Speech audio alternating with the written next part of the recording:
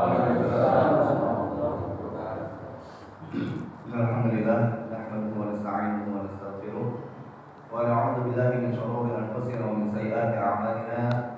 Man yahdihillahu fala mudilla lahu wa man yudlil fala hadiya lahu.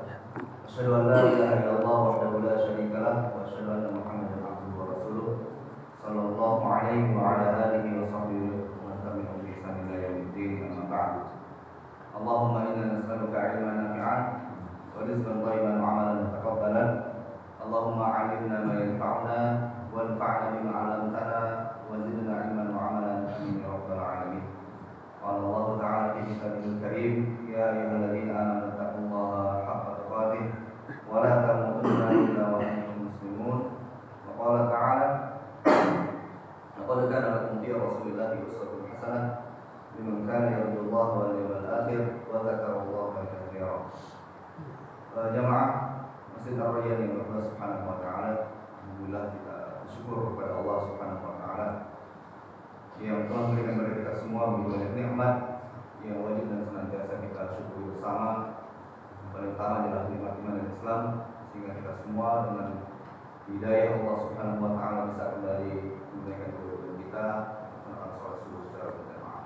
Semoga Allah Subhanahu wa taala senantiasa menerima semua amal kita dan senantiasa diletakkan hidayah iman dan Islam di dalam hati kita, di dalam jiwa kita dan diri kita sampai akhir hayat. Amin ya rabbal alamin. Alhamdulillah, kita memperbanyak salawat dan salam kepada Nabi kita Muhammad SAW serta keluarganya, sahabatnya dan umatnya yang senantiasa berada di dalam tuntunan beliau hingga akhir zaman nanti. Jamaah rahimakumullah, mudah-mudahan juga kita semua yang hadir pada kesempatan pagi hari ini senantiasa diberikan perlindungan dari Allah Subhanahu wa taala, diberikan rahmat, diberikan hidayah, inayah untuk senantiasa menjalankan perintah Allah Subhanahu wa taala, senantiasa menunaikan kewajiban-kewajiban yang Allah berikan kepada kita semua dan senantiasa menjauhi apa yang Allah Subhanahu wa taala perintahkan untuk kita jauhi, menjadi sesuatu yang dilarang untuk kita lakukan. Dan tentu saja kita tidak akan bisa menjalankan perintah Allah Subhanahu wa taala, tidak bisa menjauhi larangan Allah Subhanahu wa taala tanpa kita belajar, tanpa kita berilmu terkait dengan agama ini. Maka kita sama-sama pada kesempatan ini belajar untuk ilmu, kita membaca hadis Nabi sallallahu alaihi wasallam, membaca ayat-ayat Al-Qur'an dalam rangka meningkatkan iman kita semua, meningkatkan rasa takut kita kepada Allah Subhanahu wa taala, sehingga kita menjadi hamba Allah Subhanahu wa taala yang menang bagaimana Allah Subhanahu wa taala berfirman, siapa yang dijauhkan dari api neraka dan masuk ke dalam surga, dialah orang yang sukses. Dan jemaah Allah Subhanahu wa taala, pada kesempatan ini insyaallah kita akan melanjutkan kajian kita pada kitab Al-Usul Ats-Tsalatsah. Insyaallah kita masuk pada al-aslu ats-tsalits, yaitu landasan yang ketiga. Pada landasan yang pertama kita sudah mempelajari tentang ma'rifatul abdi rabbahu, yaitu bagaimana seorang hamba mengenal Rabbnya Allah Subhanahu wa taala. Kemudian pada al-aslu ats-tsani atau landasan yang kedua, itu juga sudah menjelaskan terkait dengan ma'rifatul abdi dinan. Seorang hamba mengenal agamanya bila-bila dengan dalil-dalil. Kemudian pada al-aslu ats-tsalits, fondasi yang ketiga yang terakhir ini, yaitu adalah ma'rifatun nabiyina Muhammadin sallallahu alaihi wasallam, yaitu mengenal Nabi kita Muhammad sallallahu alaihi wasallam. Dan ini merupakan tema yang saya kira sesuai Pak ya, sangat bertepatan atau tepat dengan bulan kita saat ini. Kita masuk bulan apa? Bulan Oktober. Baik. Bulan Oktober baru kemarin kita masuk, saat ini kita masuk bulan Rabiul Awal. Yang pastinya ya, sebagian besar atau mayoritas kaum muslimin ya, menyambut bulan Rabiul Awal sebagai bulan kelahiran Nabi Muhammad sallallahu alaihi wasallam. Ya. Maka kita pada kesempatan ini membahas tentang perkara yang ketiga, landasan ketiga, yaitu adalah mengenal Nabi Muhammad sallallahu alaihi wasallam. Dan ini mudah-mudahan menjadi ya bekal atau menjadi ilmu yang sangat bermanfaat bagi kita semua ya, ketika mayoritas kaum muslimin bergembira di bulan ini menyambut ya, atau merayakan kelahiran Nabi SAW, ya, namun banyak ya, dari antara kaum muslimin yang belum mengetahui hakikat dakwah, belum mengetahui bahkan mungkin nasab beliau. Ya, mungkin nasabnya hanya kenal sampai Muhammad bin Abdullah bin Abdul Muthalib, mungkin sampai situ. Ya. Sedangkan pada mengenal Nabi SAW, keimanan kita terhadap para Rasul di antara Nabi SAW itu banyak perkara yang harus kita ketahui. Ya. Tidak hanya kenal bahwa Nabi SAW lahir di bulan Rabiul Awal, nasabnya sampai Abdul Muthalib, beliau dakwah di Mekah, di Madinah dan seterusnya, tidak. Ya, banyak perkara yang harus kita ketahui. Maka pada landasan ketiga ini, kalau kita hubungkan dengan landasan dua landasan sebelumnya, landasan pertama itu kan ya, Syekh dalam kitab ini menyebutkan yaitu mengenal Allah Subhanahu Wa Taala dengan dalil. Kemudian yang kedua mengenal agama Islam dengan dalil, ya, mengenal Allah Subhanahu Wa Taala dengan dalil-dalilnya, kemudian juga mengenal agama Islam dengan dalil-dalilnya. Lalu yang ketiga mengenal Nabi SAW, ya, ini menunjukkan bahwasanya kita tidak akan mampu mengenal Allah, tidak akan mampu mengenal agama Islam ini kecuali dengan wasilah dari Nabi Muhammad SAW. Ya, sang penyampai risalah, yang menyampaikan wahyu dari Allah Subhanahu Wa Taala, yang membawa Al-Quran kepada kita semua. Ya, maka dijadikan ibadah yang kita lakukan itu ya, dalam ibadah yang Allah Subhanahu Wa Taala wajibkan. Di antara syarat diterimanya itu apa? Selain ikhlas yaitu mutaba'ah, mengikuti tuntunan dari Nabi Muhammad SAW. Sehingga mengenal dan mengetahui mempelajari sirah Nabi SAW itu sangatlah penting ya, bagi kita semua. Ya. Bahkan kalau kita mau mempelajari ataupun mau kita memperhatikan bagaimana sirah potret Nabi SAW adalah sebaik-baik potret yang hendak kita pelajari. Ya. Banyak orang yang belajar sejarah tokoh-tokoh. Banyak orang yang kemudian mempelajari sejarah negaranya, sejarah negerinya dan seterusnya. Ya. Tanggal 23 September ini, Saudi Arabia baru merayakan hari jadi negara, walaupun mereka bukan negara yang dijajah. Ya. Kalau kita 17 Agustus kemarin, ya, bulan lalu merayakan kemerdekaan Indonesia. Kalau Saudi baru tanggal 23 September lalu merayakan hari jadi. Ya, bukan hari ketika mereka berbebas dari penjajah, tapi hari di mana mereka bisa menyatukan, ya, kabilah menyatukan pemerintahan menjadi sebuah kerajaan Saudi. Ya. Banyak orang yang merayakan, banyak orang yang kemudian mempelajari sirah. Maka kita sebagai seorang Muslim ya wajib dan sudah seharusnya mempelajari potret sirah dari manusia terbaik yaitu Nabi Muhammad SAW. Allah SWT berfirman, "Laqad kana lakum fi Rasulillahi uswatun hasanah." Telah dijadikan dalam diri Nabi SAW itu sebagai uswah hasanah, suri teladan terbaik. Maka kalau sudah di situ terdapat suri teladan terbaik, maka sepantasnya bagi kita mempelajari beliau. Ya. Ada yang satu buku ya, yang menyebutkan terkait dengan atau mengumpulkan 100 tokoh berpengaruh di dunia. Ya, Pak, ya. Siapa Pak nomor pertama? Yang pertama siapa? Disebutkan itu adalah Rasulullah Nabi Muhammad. Ini menunjukkan bahwa beliau diakui, ya, bukan hanya dari kaum muslimin, ya, dari orang-orang yang tidak beragama Islam pun, ketika mereka melihat sejarah bagaimana pengaruh dari Nabi SAW, maka menetapkan urutan pertama itu kepada Nabi Muhammad SAW. Ya. Dan ini kalau kita pelajari sirah bagaimana sebelum diutusnya Nabi SAW itu, ya, banyak sekali hikmahnya. Ya. Pra kenabian atau pra kelahiran Nabi SAW. Bagaimana kemudian Allah SWT memberikan banyak hikmah yang melalui diantaranya keturunan atau nasab dari Nabi Muhammad SAW. Ya.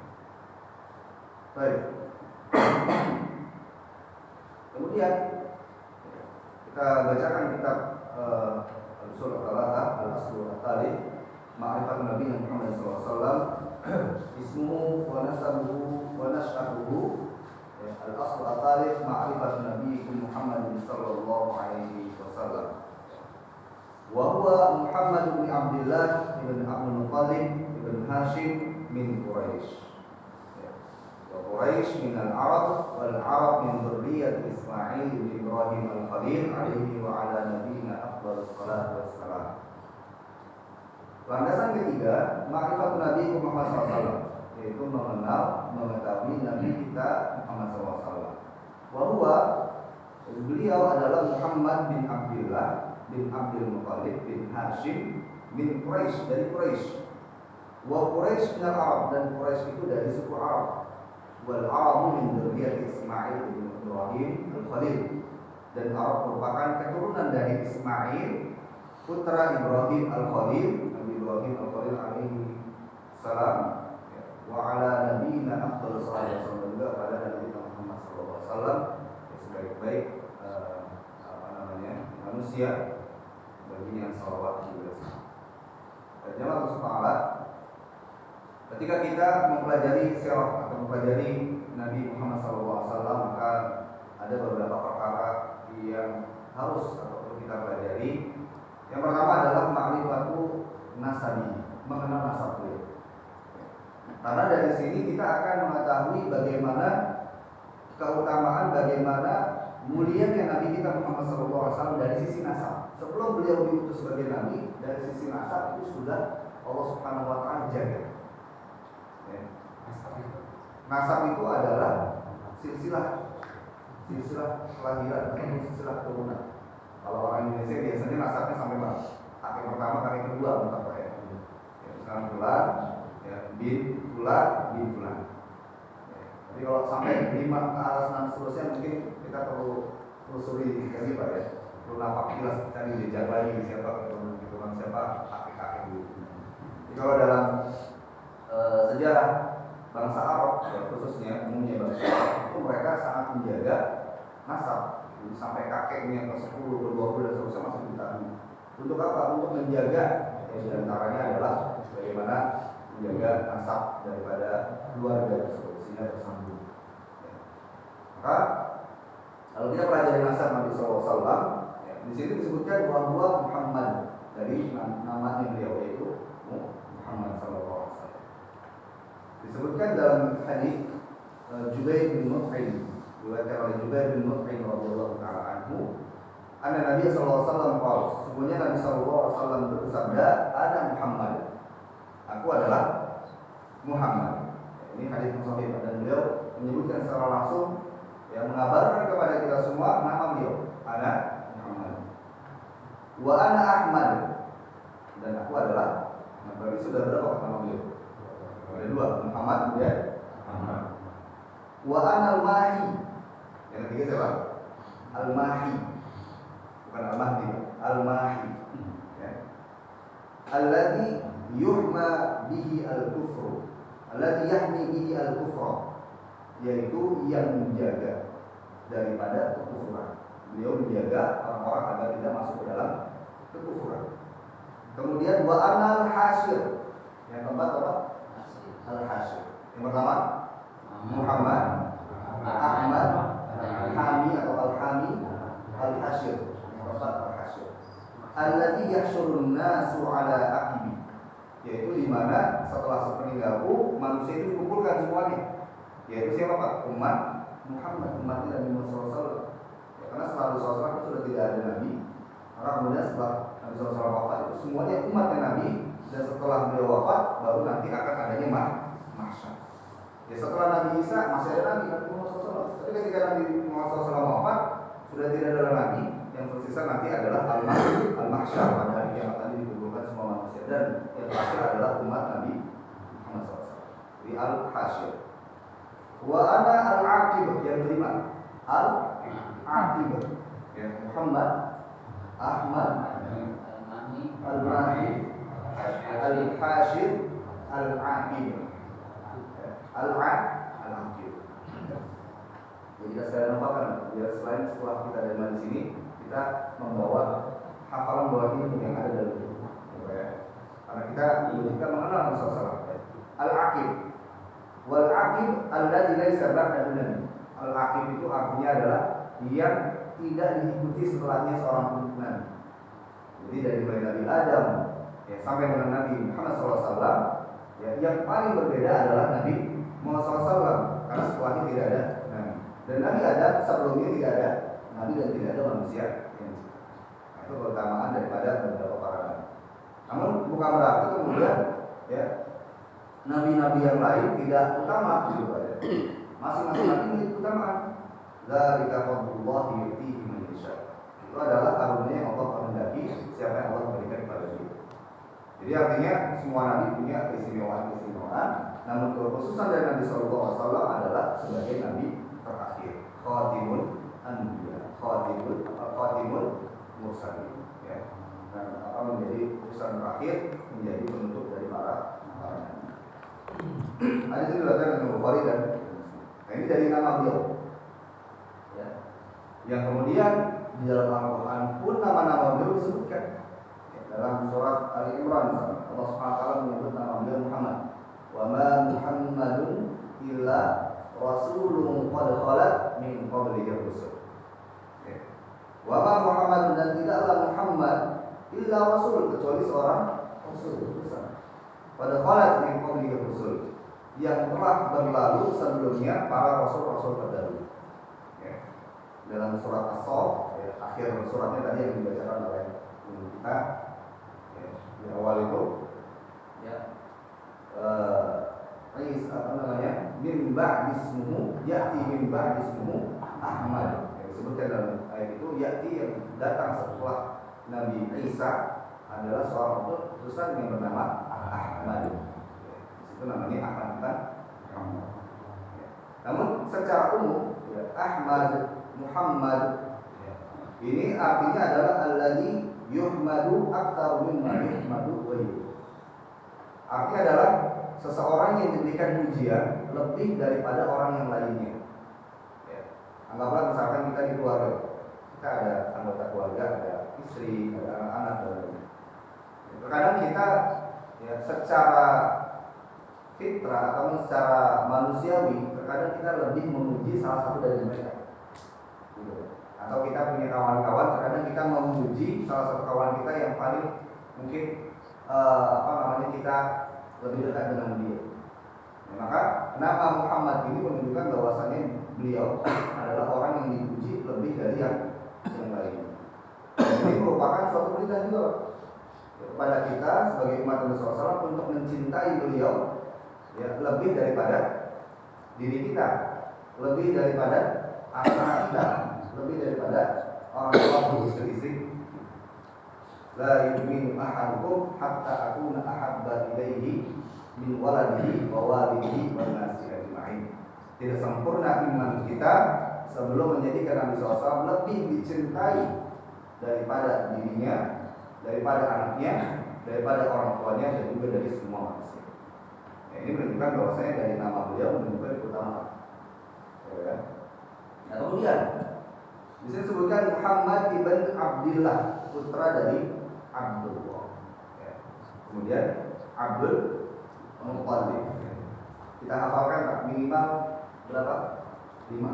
Ya, dari 5 nama beliau, sekarang 5 biar sama, biar enggak terlalu banyak. Kita sama-sama hafalkan. Muhammad bin Abdillah bin Abdul Muttalib bin Hashim bin Abdi Manaf bin Qusay.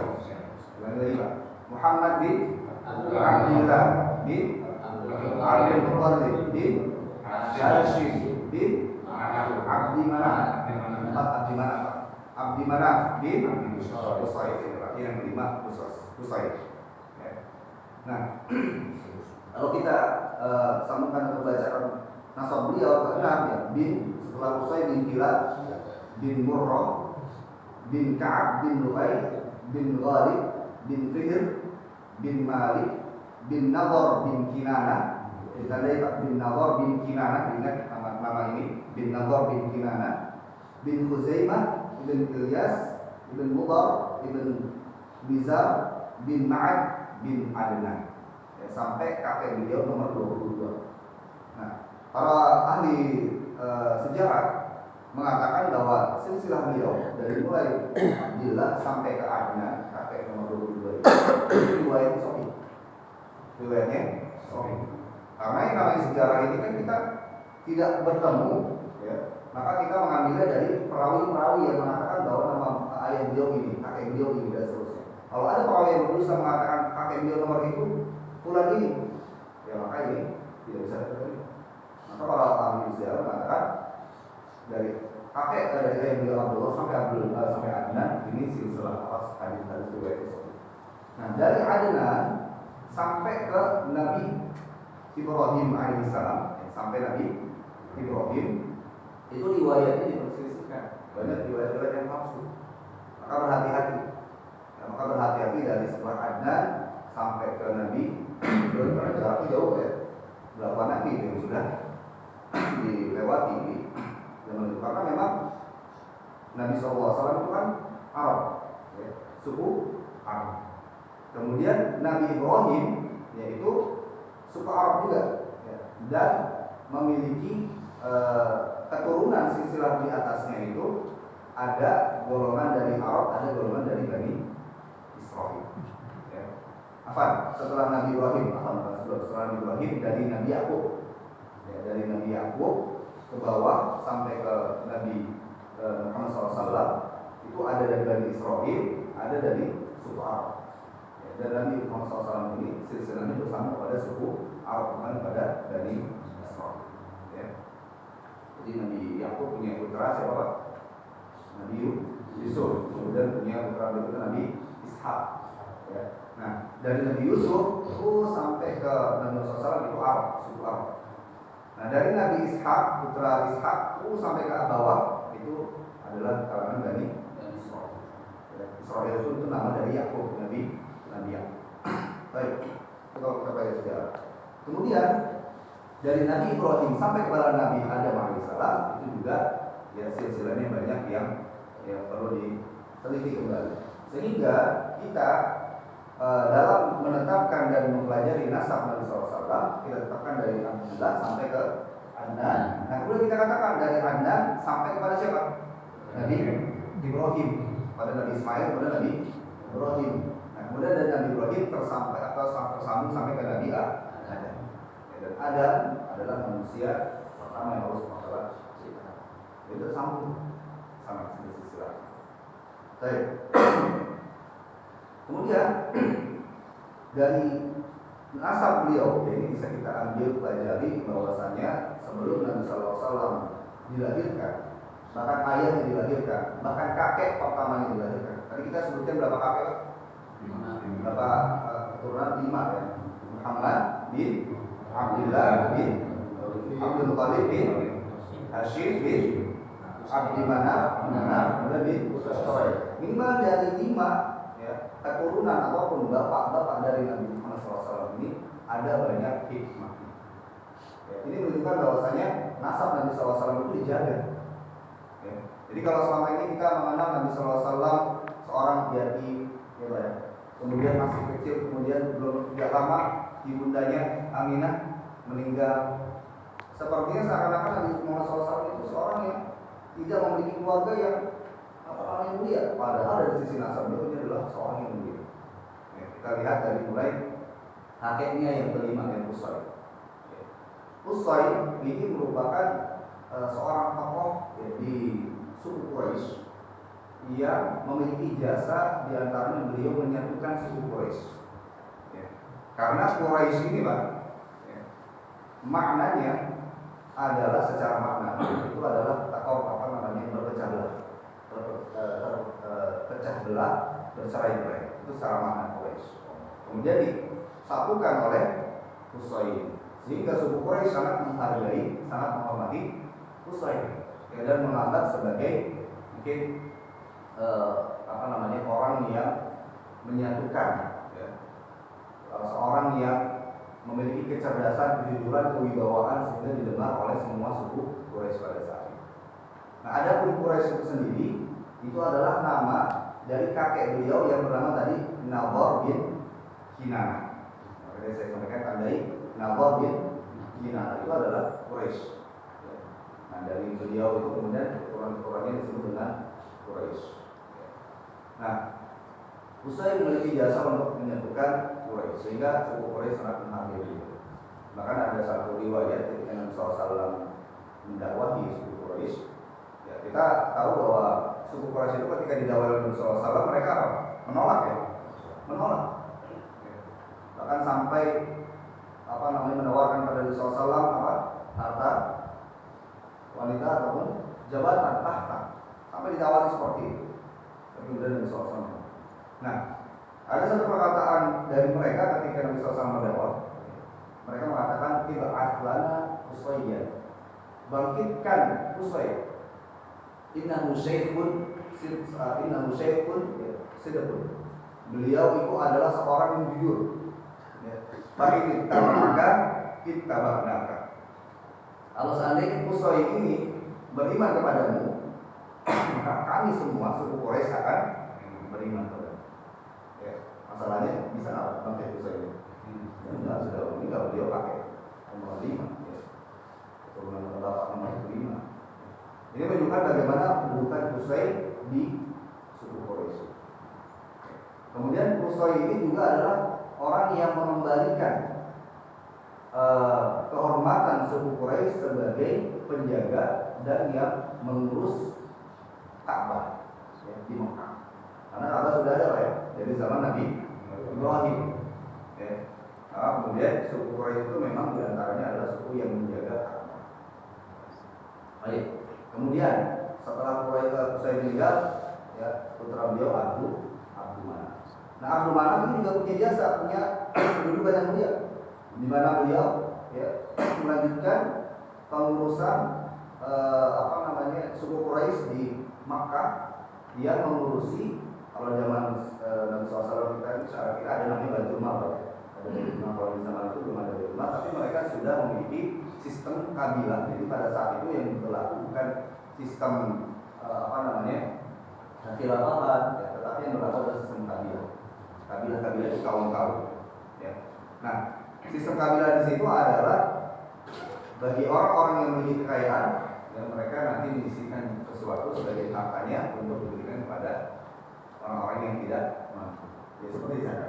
Nah, pada saat itu Abdul Manaf yang bertugas untuk membagikan harta-harta dari kaum orang-orang yang memiliki kekayaan. Kemudian setelah Abdul Manaf wafat, ya, Hashim, ya, putra beliau Hashim, dia juga memiliki peran, ya, pada saat itu, di mana Hashim ini dinamakan Hashim karena nama aslinya bukan Hashim. Nama asli dia adalah Amr atau Amru. Ya. Disebut Hashim kenapa? Li'annahu yahshimu farida lil hujjaj. Para ahli sejarah mengatakan bahwa Hashim ini disebut Hashim karena yahshimu dalam bahasa Arab, yahshimu artinya menyiapkan. Ya.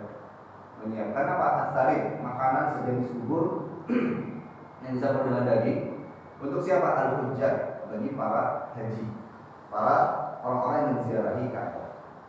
Di situ disebutkan hujjaj, para haji. Sedangkan haji itu kan belum disyariatkan, ya, bagi kaum muslimin, bahkan Nabi SAW belum lahir. Ini menunjukkan bahwasannya, ya, umat terdahulu, ya, sejak Nabi Ibrahim wafat, kemudian sampai ke Nabi Isa dan seterusnya, mereka memuliakan dan menghormati apa? Ka'bah. Sehingga mereka datang, ya, yang agamanya masih agama Nabi Ibrahim, mereka beribadah sesuai dengan syariat Nabi Ibrahim dan Nabi Isa. Yang tidak beragama beriman pada Allah, yang menyembah patung berhala, mereka bawa patung, taruh patungnya di Ka'bah. Makanya ada patung namanya Isa wa Nahilah. Ya, Isa laki-laki, Nahilah itu perempuan. Jadi patung dewa dan dewi mereka ditaruh di sana, kemudian sembah atau diibadahi. Makanya Nabi SAW ketika diutus, di antara yang Nabi SAW lakukan adalah apa? Menghancurkan berhala-berhala yang ada di Ka'bah. Itu Hashim. Kemudian setelah Hashim, Abdul Muthalib. Nah, Abdul Muthalib punya jasa juga. Ada yang tahu apa jasa beliau bagi kaum muslimin? Ya. Kalau saat ini jamaah haji setelah pulang biasanya bawa apa? Bukan, bawa air Zam-Zam. Nah, jadi karena memang Ka'bah Zam-Zam itu sudah ada sejak dari Hajar, ya, ketika berada kecil yang mencari minum bagi Ismail pada saat masih bayi. Ada beberapa kaum ya, sebelum Nabi SAW diutus, sebelum lahir itu mereka tidak suka dengan Ka'bah. Ya. Maka nanti kalau kita jelaskan tentang tahu gajah, bagaimana kemudian diserang Ka'bah itu oleh pasukan gajah itu sebabnya karena tidak suka dengan Ka'bah. Ya. Dan mereka di antara suku-suku kaum itu ada yang mengubur kembali sumur Zamzam, sehingga tidak ditahan. Nah, Abdul Muthalib dalam mimpi beliau beberapa kali dimimpikan ketika sedang istirahat di dekat Ka'bah untuk menggali sumur. Ketika pertama kali mimpi beliau tidak percaya, nggak yakin ini ikhfir, karena yang diperintahkan pertama kali bukan ikhfir Zamzam, ikhfir al-barakah atau at-thayyibah. Galilah at-thayyibah, at-thayyibah itu sesuatu yang baik. Nah, beliau bingung apa yang baik itu. Beberapa kali dimimpikan sampai terakhir ikhfir Zamzam, yang galilah Zamzam. Nah, baru setelah itu beliau melakukan sehingga digalilah sumur Zamzam, kemudian ketemu dan kemudian bisa diambil lagi sampai hari ini. Ya, dan Zamzam itu sumur yang merupakan di antara kekuasaan Allah Subhanahu wa taala sampai hari ini tidak habis.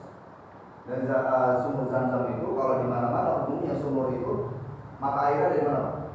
Dari bawah ya. Kalau Zamzam itu dari pertengahan. Jadi lubang sumur Zamzam, ya, kemudian di tengah ini keluar mata air, kemudian penuh ke bawah sampai ke atas. Jadi bukan dari bawah ke atas, dari pertengahan. Itu merupakan di antara bagaimana kekuasaan Allah dan bahkan air Zamzam ini ya memiliki beberapa wilayah. Ya. Di dalam Zamzam seperti Rasulullah ta'amun minat tu'mi, terdapat makanan yang penuh dengan nutrisi. Ya. Wa dawa'un minat su'mi, dan juga obat bagi setiap atau bagi racun berikutnya.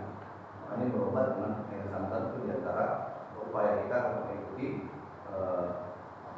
tuntunan dari Rasulullah. Kemudian juga ada sebuah hadis disebutkan ma'un Zamzam lima syuribah.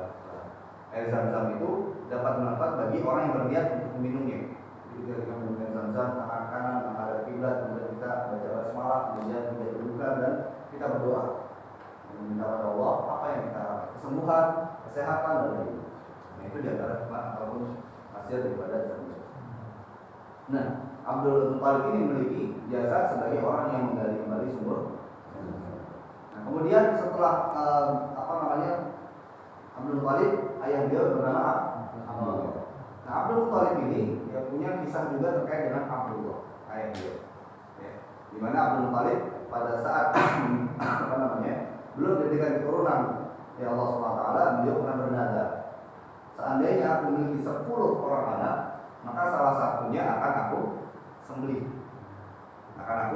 persembahkan, akan aku kurbankan. Maka ketika beliau sudah punya anak 10, ya, salah satunya adalah Abdullah, kemudian Abdul Muthalib ini ingat dengan janjinya dan nazar yang untuk apa? Untuk menyembelih. Ya, maka kemudian dilakukan pengundian. Di antara 10 nama anak itu diundi keluarlah nama Abdullah. Padahal Abdullah itu adalah anak yang paling disayangi oleh beliau. Ya, anak yang sangat juga disayangi oleh saudara-saudari. Sehingga ketika keluar nama Abdullah, mereka semua apa? Sedih. Sampai kemudian Abdul Muthalib hendak membatalkan niatnya untuk apa? Untuk menyembelih atau mengorbankan Abdullah.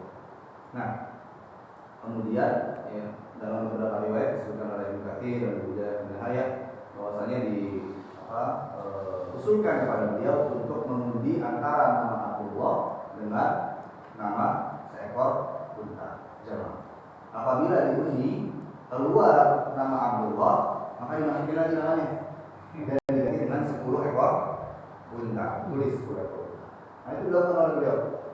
Undi keluar nama Abdullah, 10 unta, masukin lagi. Terus ya diundi sampai 10 kali. Artinya 10 kali 10 unta. Berapa total? 100 unta. Sampai sudah mencapai 100 unta, 10 kali keluar nama Abdullah. Yang ke-11 ketika diundi baru keluar nama unta. Kalau keluar nama unta ya masukin lagi, langsung disembelih 100 ekor unta. Ya. Maka ini merupakan bagaimana Allah Subhanahu wa taala menjaga Nabi SAW. Kalau Abdullah kemudian jadi disembelih, maka tidak lagi dan bagaimana kemudian Allah Subhanahu wa taala menjaga ayah beliau, menjaga kakeknya dan seterusnya. Ya, makanya beliau pernah bersabda, Ana ibnu Dhabihain. Aku adalah putra dari dua orang yang akan disembelih. Yang pertama siapa? Nabi Ismail. Kan tidak jadi ya. Kemudian yang kedua Abdullah. Ini bagaimana kemudian Nabi SAW memiliki nasab yang mulia. Nah, apa hikmahnya memiliki nasab yang mulia ini? Hikmahnya di antaranya apa? Di antaranya ketika beliau melakukan dakwah, ya, beliau meskipun ya, ada kerabat beliau yang tidak beriman, contoh siapa? Abu Thalib. Abu Thalib. Ya. Abu Thalib karena mendapati Nabi SAW dalam keadaan sudah diangkat sebagai nabi, tapi Abu Thalib tidak mau beriman. Tidak beriman. Tetapi meskipun tidak beriman, Abu Thalib itu sangat yang loyal dengan Nabi Muhammad SAW, membela, ya, mengurus, membela, menjaga dan seterusnya. Ini menunjukkan bahwasannya dengan nasab beliau yang mulia, beliau mendapatkan penjagaan. Bahkan ya, dalam dunia parenting, ya, yang saya hadir di satu pelatihan disebutkan bahwa seorang anak kalau tidak memiliki ayah, biasanya masa depannya itu akan memiliki mental atau psikis yang berbeda. Dia akan memiliki mental yang tidak sehat ketika tumbuh dewasa. Tapi lain hal dengan Nabi SAW, meskipun beliau yatim, bahkan kemudian yatim piatu, ya, ibundanya wafat, tapi beliau memiliki apa? Keluarga-keluarga, paman, kakek, ya, sepupu, yang memang apa? Dia memiliki ya, kedudukan, memiliki kewibawaan dan memiliki kecerdasan, sehingga beliau cerdas. Ya, yang menggantikan posisi seorang ayah, menggantikan posisi seorang ibu. Nah, ini di antara teman. Bahkan Abu Sufyan, ya, paman beliau sebelum masuk Islam, ditanya oleh Heraklius, ya, seorang kaisar Romawi, bagaimana nasab Nabi SAW? Maka kemudian Abu Sufyan mengatakan, guna saling pidana. Beliau ini adalah orang terhormat karena memiliki nasab yang mulia di tengah kami, sehingga dengan nasab mulia ini beliau mudah untuk menyampaikan dakwah. Ini diantara baik. Allah SWT kemudian Nabi SAW ya, pernah bersabda tentang nasab beliau. Inna Allah astafa Kinana min waladi Ismail. Sesungguhnya Allah SWT telah memilih Kinana. Kinana itu ayah dari Quraisy, ya. Dari Mustafa Kinana min waladi Ismail. Kinana sebagai putra keturunan dari Ismail. Wastafa Quraisyan min Kinana, dan Allah SWT memilih Quraisy yaitu Nadhr, putra dari Kinana. Wastafa min Quraisy Bani Hashim, dan memilih dari Quraisy itu Bani Hashim. Wastafani min Bani Hashim, dan Allah memilihku dari keturunan Bani Hashim. Ini silsilah Nabi sallallahu alaihi wasallam. Baik. Dalam kitab Ushul Salatah kemudian Syekh Muhammad bin Al-Tamin menyebutkan wa Quraisy min al-Arab, dan Quraisy itu adalah dari Arab. Wal Arabu maknanya atau isma. Wal Arabu min dzurriyyati Ismail, dan Arab itu adalah keturunan dari Ismail. Para ahli sejarah mengatakan bahwa Arab, suku Arab, ya, atau kata Arab ini memiliki dua pembagian atau dua macam. Yang pertama Arab Aribah. Apa yang pertama? Aribah. Yang kedua Arab Musta'ribah. Ya, Musta'ribah. Ya, apa itu Arab Aribah?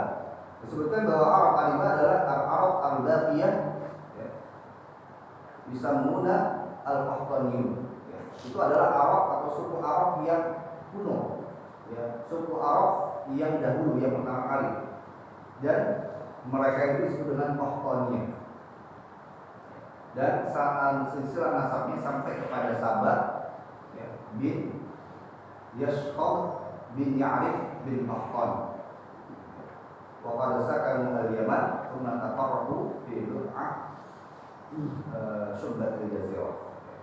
Dan mereka itu tinggal di daerah Yaman, di Jazirah Arab, dan mereka terpencar-pencar menjadi beberapa kabilah. Nah, ini suku Arab Aribah, itu suku Arab yang masih asli, yang asli, ya, yang kuno, yang memang tinggal di daerah padang pasir. Kemudian yang kedua namanya Arab Musta'ribah. Wa yusammuna al-Adnaniyun. Mereka disebut dengan Adnaniyun. Ya, tadi kita sebutkan kakek Nabi SAW yang ke-22 siapa? Adnan. Ya, maka keturunan dari Adnan ini disebut dengan Arab Musta'ribah. Kenapa Arab Musta'ribah? Arab yang bukan asli, sudah tercampur. Ya, dengan siapa? Dengan ya diantaranya adalah keturunan daripada Nabi Ismail. Keturunan daripada Nabi Ismail. Yang tadinya Arib ya, Arab Aribah. Kemudian keturunannya itu menikah dengan keturunan dari Nabi Ismail. Kemudian mereka disebut Musta'ribah. Ya, bukan Arab asli. Bukan Arab kuno yang dahulu, tapi yang sudah menjadi keturunan Adnaniyun ya, daripada Adnan. Dan nasabnya ini sampai kepada Nabi Ismail, ya, sampai kepada Nabi Ismail. Ya, sehingga kemudian ini menegaskan bahwasanya Nabi SAW itu dari sisi silsilah sampai kepada Nabi Ismail, sampai kepada Nabi Ibrahim dari suku Arab, bukan dari suku Bani Israil. Sudah saya? Baik. Kemudian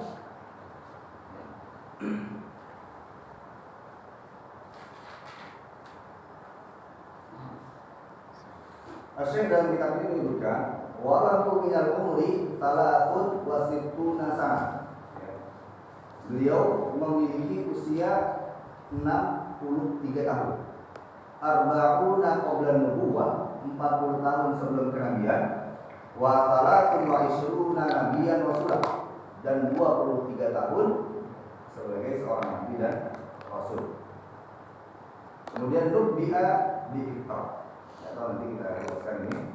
Itu adalah beliau diangkat sebagai seorang nabi dengan turunnya surat Al-Alaq dari pertama sampai kelima. Iqra bismi rabbikal ladzi khalaq. Kemudian berursila bil muddatsir, dan beliau itu diangkat sebagai seorang rasul dengan surat Al-Muddatsir, ya ayyuhal muddatsir. Baik. Ketika Syekh mengatakan bahwa Nabi SAW setelah namanya, nasabnya, kelahirannya, maka kemudian disebutkan walahu minal umuri salatun wa sittuna sana. Beliau memiliki usia 63 tahun. Nah, ini diriwayatkan dari Aisyah radhiyallahu anha bahwa Nabi SAW itu wafat wa huwa ibnu salatuna wa sittin. Ketika beliau wafat, karena wafat di mana? Di kamarnya Aisyah. Aisyah mengatakan bahwa beliau itu wafat pada usia 63 tahun. Kemudian terkait dengan kelahiran, ini menarik ya. An-Maulidihi Yaumul Itsnaini Atsani Asyara min Rabiul Awal. Pada hari Senin tanggal 12 Rabiul Awal min Ami Fil, dari tahun Gajah. Ya. Jadi beliau lahir di hari apa? Senin. Ya. Tanggal berapa? 12 bulan Rabiul Awal pada tahun Gajah. Ya. Ada beberapa yang mempresisikan terkait dengan bulan kelahiran beliau. Ya. Apakah di bulan Rabiul Awal atau di bulan lainnya? Ila dikatakan beliau itu pertama lahir memang lebih banyak dikatakan di bulan Rabiul Awal. Berarti ada yang mengatakan bahwa beliau lahir di bulan Ramadan. Kenapa di bulan Ramadan? Karena Nabi SAW pernah bersabda ketika beliau diberikan Al-Quran, beliau itu usianya 40 tahun. Beliau usianya sudah sampai 40 tahun. Itu ketika beliau berada di bulan Ramadan. Sehingga kalau beliau mengatakan di bulan ini saya sampai usia saya 40 tahun, menunjukkan bahwa beliau lahir bulan Ramadan. Ya, misalkan kita sekarang di bulan Oktober. Di bulan Oktober usia saya misalkan 30 tahun. Oh, berarti lahir di bulan Oktober. Nah, ini sebagian ahli sejarah mengatakan beliau lahir di bulan Ramadan dengan dalil ini. Namun as-sahih ataupun yang paling tepat adalah memang beliau dilahirkan di bulan Rabiul Awal. Kemudian tanggalnya waqtalafu fi ayyumi. Mereka sebagian ahli sejarah juga berselisih. Tanggal berapa? Apakah memang sudah jelas tanggal 12 Rabiul Awal atau tanggal lain? Nah, ini memang ada beberapa pendapat. Yang pertama ada yang mengatakan bahwa beliau lahir pada tanggal 2 Rabiul Awal. Ada yang mengatakan tanggal 8. Ada yang mengatakan tanggal 9, 10, 12, 17 dan 20 dari bulan Rabiul Awal. Sehingga karena tidak diketahui tanggal persisnya, ya diambil tanggal yang paling populer atau yang masyhur yang lebih baik, yaitu tanggal 12 Rabiul Walaupun tadi kita sebutkan bahwa tidak ada riwayat yang sahih yang persis yang menunjukkan beliau pada tanggal 12 Rabiul Awal. Nanti kita sebutkan beberapa tempatnya. Kemudian beliau dilahirkan pada tahun gajah. Tahun gajah ini merupakan sebutan karena pada saat itu kan belum ada 1 Hijriah, 2 Hijriah. Adanya tahun Hijriah itu baru di zaman siapa? Umar bin Khattab. Lalu bagaimana menentukan bahwa terjadinya perang ini, terjadinya penetapan puasa pada tanggal Hijriah sekian Hijriah itu tinggal ditarik mundur. Yang patokannya adalah setelah hijrahnya Nabi dari Mekah ke Madinah. Maka dari Mekah ke Madinah itu dianggap sebagai tahun 1 di Hijriah. Maka tinggal ditarik mundur beberapa tahun sebelumnya. Nah, sebelum ada penetapan tahun Hijriah, para suku Arab, ya, suku Quraisy di Jazirah Arab, mereka menyebut tahun itu dengan peristiwa-peristiwa besar.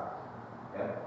Karena di zaman Rasulullah itu banyak peristiwa besar. Ada namanya Amul Faidan, tahun banjir. Karena Ka'bah maka pada itu pernah banjir. Ya. Kemudian ada namanya Amul Huzn, ya, tahun kesedihan, di mana kakek beliau Abdul Muthalib itu wafat, disebut dengan Amul Huzn, tahun kesedihan. Nah, kalau Amul Fil, tahun gajah, ini disebut tahun gajah karena memang pada saat ada peristiwa besar, yaitu penyerangan, ya, pasukan gajah ke Ka'bah. Ya. Itu adalah dari Raja Abraha Al-Habasyi dari Habasyah. Ya, ketika Raja Habasyah ini, Raja Abraha Al-Habasyi ini pernah membangun suatu kuil, gitu ya, tempat ibadah. Kemudian berharap bahwa manusia, orang-orang itu akan mengunjungi tempat itu. Karena tadi saya sampaikan bahwasannya Ka'bah itu sudah dimuliakan oleh semua orang pada saat itu yang berbeda agama sekali. Nah, si Raja Abraha Al-Habasyi ini dan ingin memindahkan, ya, istilahnya pusat di mana orang berkumpul itu ada di tempat ibadah yang dia buat. Nah, suatu saat ada seorang, ya, dari keturunan, ya, Quraisy ini dari Kinana itu kemudian mengotori, ya, buang air kecil, buang air besar di tempat ibadah itu merusak. Kemudian Raja Abraha ini marah sampai kemudian mengirim pasukan dan menyiapkan pasukan yang terdiri dari pasukan yang berjalan kaki, membawa tombak, membawa panah, dan ada yang menggunakan gajah. Gajah ini sebenarnya nggak semuanya. Disebutkan dalam riwayat itu gajah ini berjumlah 9. Hanya 9 saja, gajah besar, gajah besar ini. Nah, kemudian ketika mendekati Makkah, maka kemudian Allah Subhanahu Wa Taala menjadikan gajah-gajah yang jalan itu kemudian duduk dan tidak mau berdiri, tidak mau melanjutkan perjalanan, sehingga kemudian ketika mereka sedang dalam keadaan duduk, tiba-tiba dikirimkan, ya, dan peristiwa ini diabadikan dalam surat Alam tara kaifa fa'ala rabbuka bi ashabil fil alam yaj'al kaydahum fi tadlil wa arsala 'alaihim tayran ababil, burung dari, ya, neraka, ya, burung yang membawa batu-batu dari neraka, ya, ada di paruhnya, ada di cangkarnya, ya, kemudian melemparkan mereka semua, ya, faja'alahum astawihim bihijaratin min sijil faja'alahum ka'asfin ma'kul, dilemparkan batu-batu itu sehingga mereka seperti ka'asfin ma'kul, seperti daun yang terbakar, yang mereka semua yang mati. Bahkan Raja Abraha itu matinya bukan sebab karena lemparan batu itu. Dikatakan dalam beberapa riwayat bahwa Raja Abraha itu matinya ketika mau kembali ke kerajaan asalnya, kemudian dia penyakitnya sampai yang membuat tubuhnya itu terputus-putus potong-potong. Itu digunakan oleh Allah. Dan hikmahnya di sini bahwasanya Allah Subhanahu Wa Taala menjaga, ya, Ka'bah, menjaga, ya, Baitullah, Masjidil Haram. Ya. Baik. Itu kalau diukur dari tahun Masehi miladi, kira-kira di tahun 571 Masehi. 571 Masehi. Kita sekarang 2022, 1444. Ya, Masya Allah, sudah 14 abad ini, ya, Muhammad SAW, ya, lahir kemudian wafat. Baik. Kemudian minha arba'una qabla nubuwah wa salatu wa ishruna nabiyyan rasulah. 40 tahun ya beliau sebagai seorang nabi dan 40 tahun beliau itu hidup ya, belum menjadi seorang nabi, dan 63 tahun beliau menjadi seorang nabi dan rasul. Dari Anas bin Malik radhiyallahu ta'ala anhu ya sebuah hadis Nabi SAW, unzila alaihi wa huwa ibnu arba'ina, bahwa Nabi SAW diberikan Al-Quran pada usia 40 tahun. Dan dalam hadis Anas yang lain disebutkan unzila alaihi al-Quran wa huwa ibnu arba'ina falabitha fi Makkah asyra sinina yunzalu alaihi al-Quran wa bil Madinah 20 sana 20 asyra sinin Talata asyara sinin. Kemudian Nabi SAW diberikan Al-Quran, diturunkan padanya Al-Quran ketika usia 40 tahun, berada di Makkah ya selama 13 tahun, kemudian berada di Madinah selama 10 tahun. Ya, jadi totalnya 23 tahun sebagai seorang nabi dan rasul. Baik, kita sedikit jelaskan terkait dengan ya ihtifalu bi maulid Nabi SAW. Ya. Sebelum ada yang bertanya Pak ya terkait dengan perayaan ya, kelahiran Nabi SAW, saya jelaskan bahwa kelahiran ataupun merayakan kelahiran dari Nabi SAW ini sebetulnya seperti apa hakikatnya. Yang pertama, bahwa kita tidak memungkiri bahwa semua kaum muslimin mencintai Nabi SAW. Ya, semua kaum muslimin mencintai Nabi SAW, mengagungkan, memuliakan beliau. Bahkan sahabat Umar bin Khattab radhiyallahu anhu pernah berkata kepada Nabi SAW, ya Rasulullah, la anta ahabbu ilayya min kulli syai'in illa nafsi. Engkau itu adalah orang yang paling aku cintai dari siapapun yang kecuali dari diriku. Kata Umar bin Khattab. Karena memang pada saat itu belum disampaikan hadis terkait dengan cinta Rasulullah lebih daripada cinta dari dirinya dan kedua orang tuanya. Kemudian Nabi SAW menjawab, faqala la ya Umar, tidak wahai Umar, hatta aku la ahabba ilaika min nafsi, sampai aku itu lebih dicintai daripada dirimu sendiri. Maka kemudian Umar berkata, antal an ahabbu ilayya min nafsi, maka sekarang engkau adalah orang yang paling aku cintai lebih daripada diriku. Maka kemudian Nabi SAW menjawab, al-ana ya Umar, hari ini sekarang ya Umar. Maksudnya apa? Apa yang sudah dilakukan Umar sudah tepat, yaitu mencintai Nabi SAW lebih daripada dirinya ya, anak-anaknya ataupun istrinya dan juga semua manusia. Dan ini juga merupakan penjelasan ya, kalau memang kita mencintai Nabi SAW, maka kita lihat bagaimana Allah perintahkan kita cinta kepada Nabi SAW. Karena kan tadi disebutkan orang-orang ataupun ketika kita merayakan hari kelahiran ini tujuannya karena cinta Rasulullah. Sehingga orang yang tidak merayakan jangan tidak cinta Rasulullah. Nah sekarang kita kembalikan cinta Rasulullah itu seperti apa? Allah SWT firmankan dalam surat Al-Imran ayat 31 ya, qul in kuntum tuhibbunallaha fattabi'uni yuhibbukumullah wa yaghfir lakum dzunubakum. Katakanlah jika kalian cinta kepada ya Allah, maka ikutilah ya aku. Ya, ini menunjukkan bahwasanya kalau kita cinta Rasulullah, cinta Allah SWT, maka caranya adalah dengan mengikuti petunjuk Nabi SAW. Yuhibbukumullah, maka Allah akan berikan kepada kalian kecintaan. Wa yaghfir lakum dzunubakum, dan akan dihapuskan dosa-dosa kalian. Nah, sehingga menunjukkan bahwasanya kalau kita cinta Rasulullah, maka kita ikuti petunjuk beliau. Ya, karena tidak mungkin kita cinta Rasulullah tapi tidak cinta Allah, gitu ya. Karena yang pertama adalah cinta Allah SWT, kemudian cinta kepada Nabi Muhammad SAW. Nah kemudian, ya, kalau sekarang kita sudah tahu bahwasanya cinta Rasulullah SAW adalah dengan mengikuti petunjuk tuntunan beliau, ya, syariat bagaimana, ya, Al-Quran, bagaimana syariat dalam agama ini. Lalu sekarang kita jelaskan secara spesifik terkait dengan harinya. Ya, tadi kita sudah sebutkan tentang kelahiran beliau. Ya, bahwasanya beliau dilahirkan di hari Senin pada tanggal 12 awal tahun Hijriah. Ya, hari Senin ini memang melalui hadis-hadis yang sahih. Kalau tanggal 12 ini diperselisihkan oleh ulama. Dan tapi Yang lebih masyhur adalah pada tanggal 12 Rabiul Awal. Nah, adapun hari Senin, ya, hari Senin ini adalah hari istimewa, ya, hari yang istimewa. Nabi SAW menyebutkan, fihi wulidtu wa fihi unzila alaihi al-Quran. Ya, pada hari Senin, ya, aku dilahirkan. Wa fihi unzila alaihi al-Quran, dan pada hari itu diturunkan kepadaku Al-Quran. Ya. Maka apa yang dilakukan oleh Nabi SAW pada hari Senin?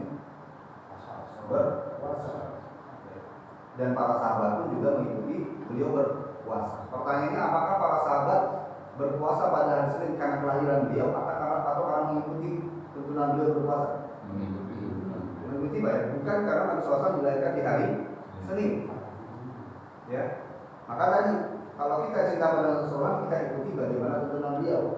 Maka kalau kita ingin mengingat bagaimana kelahiran Nabi SAW di bulan Rabiul Awal pada hari Senin, maka jangan lupa puasa Senin.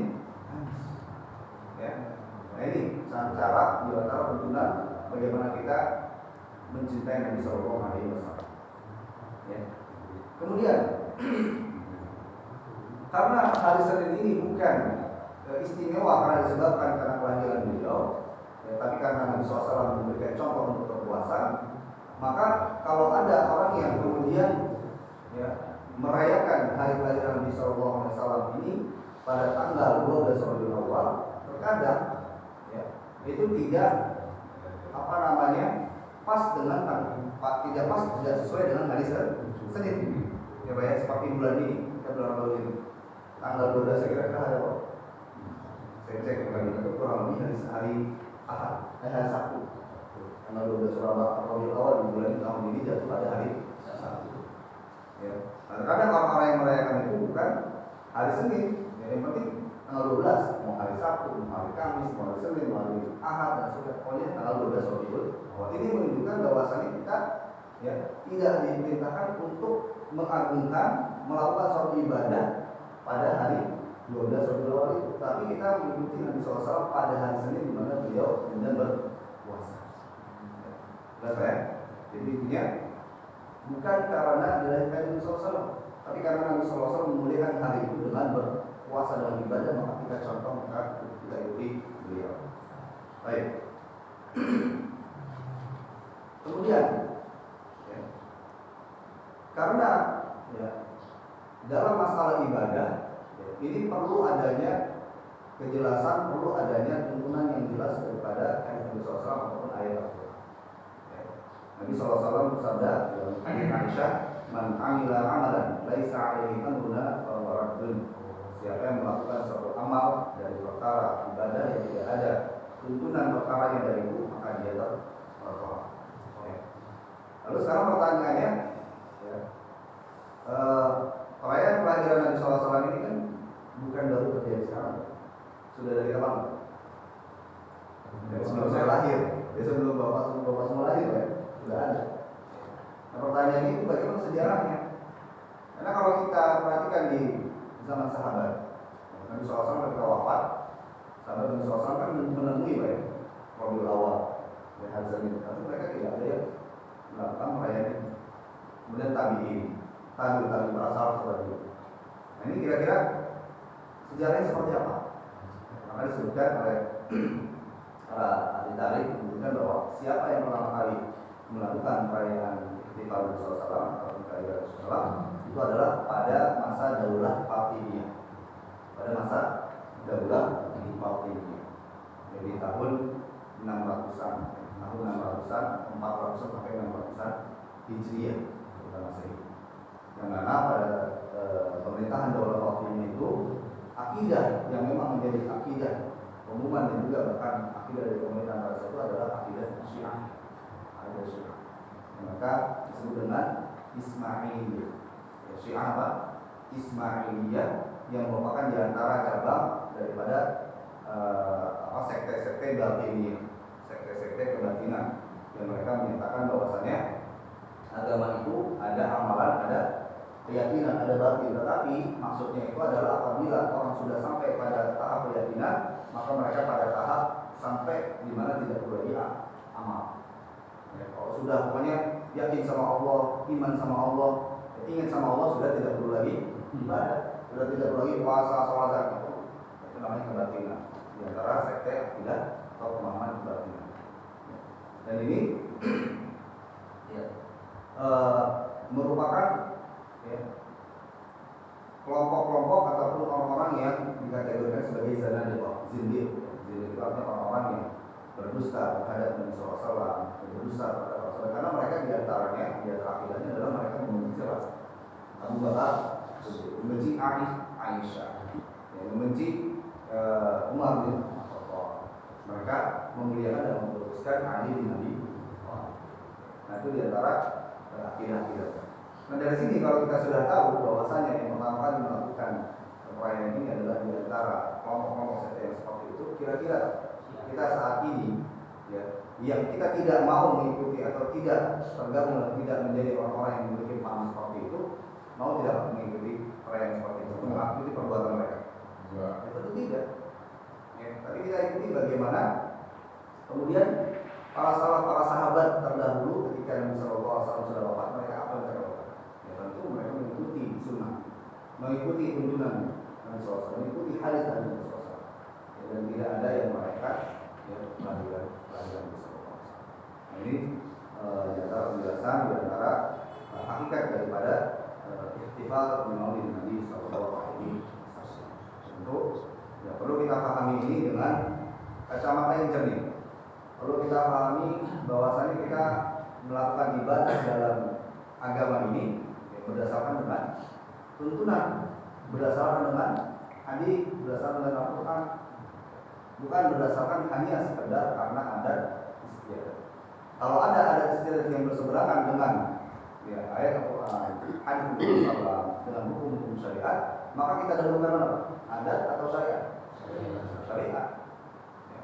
Nah ini yang menjadi pegangan landasan kita semua. Kalau ada adat di dalam Islam itu ada tidak dinafikan secara totalitas, secara mutlak. Seperti kita di Indonesia itu banyak beragam budaya adatnya. Ya. Kita kalau lebaran biasa suka saling ziarah, saling kasih hadiah. Ya. Kita kalau sholat menggunakan sarung. Ya, ini kan hanya orang Indonesia ya, orang Saudi nggak ada pakai kopi ya. Itu di antara beberapa adat ataupun kebiasaan. Ya. Selama dia tidak tolak belakang dengan syariat, maka bisa kita. Kalau adat ini kemudian dia bertolak belakang dengan syariat, ini perlu kita undang-undang. Allah mungkin ini yang bisa saya sampaikan terkait dengan landasan kita ketiga akhir dari hubungan Nabi SAW.